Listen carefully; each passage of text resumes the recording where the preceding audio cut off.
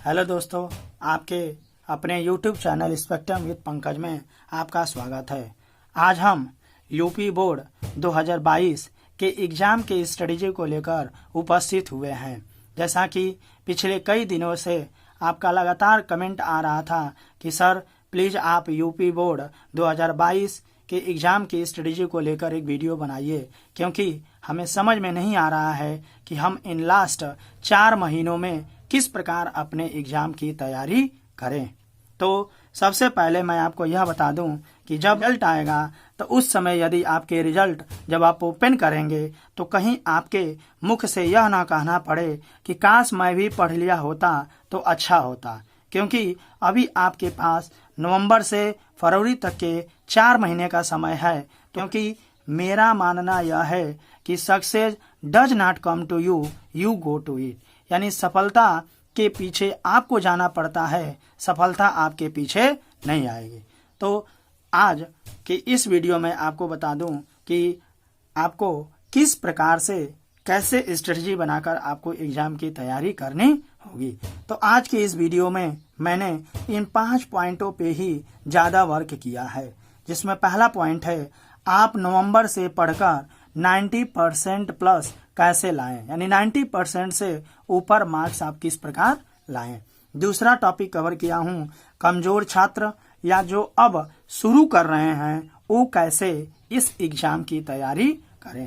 यानी अभी तक आपने यदि कुछ भी नहीं पढ़ा है तो आप किस प्रकार अपनी रणनीति बनाएं और अच्छे से अच्छा मार्क्स अपने 2022 यूपी बोर्ड एग्जाम में लाएं। तीसरा इसमें मैंने कवर किया है सबसे पहले सभी विषय में आप क्या क्या पढ़ें और क्या क्या बाद में पढ़ें। चौथा टॉपिक कवर किया है अब आपको कौन सी गलती नहीं करनी होगी। पांचवा, यदि इस वीडियो को अंत तक आप देखेंगे तो आपको जरूर इस यूपी बोर्ड 2022 के एग्जाम की कंप्लीट रणनीति के बारे में पता चलेगा और निश्चित ही आप इस यूपी बोर्ड के एग्जाम में बेहतरीन प्रदर्शन प्रस्तुत करेंगे। तो आइए हम आपको सबसे पहले यह बता दूं कि आपको सबसे मोस्ट इम्पॉर्टेंट टिप्स आपके लिए क्या जरूरी है।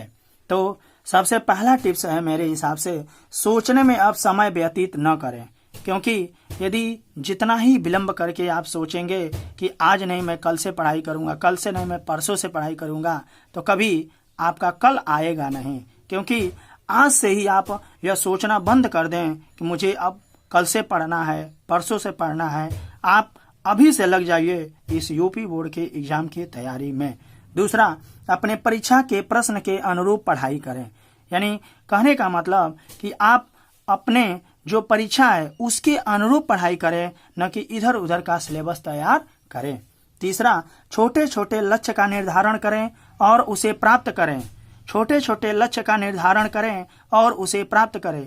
कहने का मतलब कि आप यह मत सोचिए कि मैं एक दिन में 4 चैप्टर कंप्लीट करूंगा, नहीं, आप एक ही चैप्टर को लक्ष्य बनाइए और उसी चैप्टर को आप एक दिन में खत्म कर दीजिए। यानी छोटे लक्ष्य का निर्धारण करें और उसे प्राप्त करें। चौथा, विषय को समझने का प्रयास करें और प्रत्येक चैप्टर का नोट्स जरूर बनाएं तथा की पॉइंट्स को हाईलाइट्स करें। यानी विषय को समझने का प्रयास करें, उसे रटने का प्रयास न करें। यदि आप समझ जाएंगे तो आप उस विषय से इधर उधर का भी प्रश्न पूछा जाएगा तो आप उसको बना के लिख सकते हैं। इसलिए आप विषय को समझने का प्रयास करें, रटने का प्रयास न करें। पांचवा, तनाव लेकर पढ़ाई न करें, बिल्कुल फ्री माइंड से पढ़ाई करें। क्योंकि मेरा मानना यह है कि जैसे जैसे एग्जाम नज़दीक आता है बच्चे तनाव लेना स्टार्ट कर देते हैं और तनाव के चक्कर में उनका कोई नहीं हो पाता है। इसलिए अभी से आप लोग इस प्रकार अपना टाइम टेबल बनाइए, इस प्रकार पढ़ाई करें कि आप बिल्कुल तनाव न लें, बिल्कुल फ्री माइंड से आप लोग पढ़ाई करें। छठा पॉइंट, एक अलग से कॉपी तैयार करें जिसमें संभावित प्रश्न और उत्तर लिखें। यानी प्रत्येक सब्जेक्ट के लिए एक आप अलग से कॉपी तैयार करें और उसमें संभावित प्रश्न लिखें और उसके आंसर भी लिखें। सातवां, आपसे अपने पढ़ने का तरीका का स्वयं मूल्यांकन करें। स्वयं मूल्यांकन कैसे करेंगे आप? जो भी आप टॉपिक पढ़ रहे हैं तो आप उस टॉपिक से रिलेटेड आप क्या दीजिए, टेस्ट दीजिए या अपने फ्रेंड सर्किल में बैठकर उनसे क्वेश्चनों का वार्तालाप करें, न कि गॉसिप करें। आप गॉसिप ना करें, अपने फ्रेंड सर्किल में बैठिए और अपने में डिसाइड कर लीजिए कि आज मैं यह टॉपिक पढ़ के आऊँगा, आप भी यह टॉपिक पढ़ के आइएगा और हम दोनों लोग एक दूसरे से प्रश्न पूछेंगे। इस प्रकार आपसे आपके हर सब्जेक्ट का स्वयं मूल्यांकन हो जाएगा। और 8वां, अपने टाइम टेबल के अनुसार पढ़ाई करें, यानी आप अपने अकॉर्डिंग टाइम टेबल बनाएं। क्योंकि मैं यहाँ पे आपको कोई टाइम टेबल नहीं दूंगा, क्योंकि कुछ बच्चों को सुबह में पढ़ना अच्छा लगता है, किसी को शाम को पढ़ना अच्छा लगता है, किसी को रात में पढ़ना अच्छा लगता है। तो मैं सबके हिसाब से टाइम टेबल यहाँ पे नहीं बना सकता हूँ। इसलिए आप अपने अकॉर्डिंग अपने खुद टाइम टेबल का चुनाव करें और उसी के अनुसार पढ़ाई करें। तो अब आइए हम बात कर लेते हैं कि इस एग्जाम के तैयारी में आपको कुल कितना समय बचा है और इस समय में आप कैसे अपने एग्जाम की तैयारी करें। तो मैं बात करता हूं कि अब आपके एग्जाम में टोटल पढ़ाई के लिए 4 ही महीने शेष रह गए हैं, जिसमें आपको नवंबर, दिसंबर, जनवरी, फरवरी, यदि मैं टोटल 4 महीनों को डे में कन्वर्ट करूं तो टोटल 120 डेज आते हैं। और इस 120 डे में ही आपके नए नए फेस्टिवल्स भी आएंगे, तो आपको इन फेस्टिवल को एंजॉय नहीं करना है, यानी पूरी प्रॉपर एंजॉयमेंट नहीं करना है, हल्का फुल्का फेस्टिवल मना सकते हैं। तो अब आइए मैं बात करता हूं कि आपके एग्जाम में टोटल 5 सब्जेक्ट की रणनीति आप किस प्रकार बनाएंगे और किस प्रकार उन 5 सब्जेक्टों को आप बेहतरीन तरीके से तैयार करेंगे। तो मैं इन 120 डेज में से मैं आपको केवल 90 डेज लेता हूं 5 सब्जेक्ट का प्लान बनाने के लिए, कि किस प्रकार आप प्लान बनाएं 5 सब्जेक्ट का और 90 दिन में इन 5 सब्जेक्ट को पूरी तरह से तैयार कर लें। यह वीडियो बेसिकली क्लास 10th के बच्चों के लिए है। क्लास 12th के बच्चों के लिए मैं आगे ऐसा ही एक वीडियो बनाऊंगा। तो जिसमें मैं बात कर लेता हूं कक्षा 10th के सिलेबस में आपसे 5 सब्जेक्ट जो इम्पोर्टेंट हैं, Hindi, math, science, English, social science, क्योंकि इन्हीं 5 सब्जेक्ट के ऊपर आपको ज़्यादा फोकस करना है। कला के ऊपर कोई फोकस नहीं रहता है, वो तो 1 से 2 दिन आप प्रैक्टिस करेंगे तो आपके कला में अच्छा मार्क्स आ जाएंगे। तो मैं सबसे पहले आपको यह बता दूं कि आप Hindi, math, science, English, social science सभी सब्जेक्ट को आपको डेली पढ़ना है। किसी को कम समय देना है तो किसी को ज़्यादा समय देना है, लेकिन यह नहीं करना है कि मैं केवल मैथ, मैं केवल साइंस ही पढ़ूंगा, Hindi, English, social science exam के समय पढ़ लूंगा। ऐसा नहीं करना है, आपको प्रत्येक सब्जेक्ट को डेली पढ़ना होगा। अब मैं बात कर लेता हूं कि इन 5 सब्जेक्ट को आप किस प्रकार टारगेट करेंगे, यानी किस प्रकार। तो आपका टारगेट यह रहेगा कि मैं 5 दिन में 1 लेसन कंप्लीट कर लूं, 5 दिन में 1 लेसन को कंप्लीट कर लूं। यदि आप इस 1 लेसन को 5 दिन में कंप्लीट करते हैं तो आप यदि 12 लेसन तैयार करते हैं तो मात्र आप 60 डे के अंतर्गत आप इन 12 लेसन को तैयार कर लेंगे। अब बचा 90 दिन में आपके पास 30 डेज। तो इन 30 डेज में आप क्या करेंगे, जो भी इन 5 सब्जेक्ट का आप नोट्स बनाए हैं उनको आप इन 30 डेज में रिवीजन कर लेंगे। 120 में आपके पास कितने बचे दिन, 30 दिन। तब आप 30 दिन के लिए क्या करेंगे कि जो भी प्रीवियस ईयर के पेपर रहेंगे आप उन प्रीवियस ईयर के क्वेश्चन पेपर को सॉल्व करेंगे, प्लस आपका जो भी हैंड रिटन नोट्स रहेगा आप उसको लेकर तैयार करेंगे।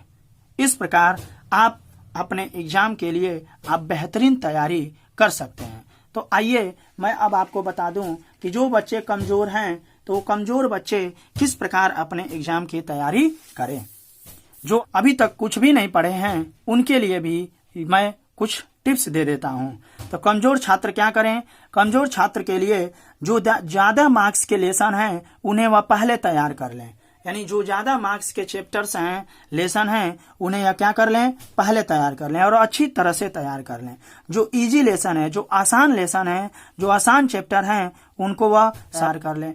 और वह तीसरे स्टेप में क्या करें कि वह जितने लॉन्ग प्रश्न हैं, जो भी सब्जेक्ट के, प्रत्येक सब्जेक्ट के जो लॉन्ग प्रश्न हैं वह हर विषय का प्रतिदिन 1-1 तैयार करें। क्या करें, प्रतिदिन 1-1 तैयार करें। यदि आप 1-1 तैयार करते हैं तो निश्चित ही आपके हर सब्जेक्ट का जो लॉन्ग आंसर होगा वह तैयार हो जाएगा।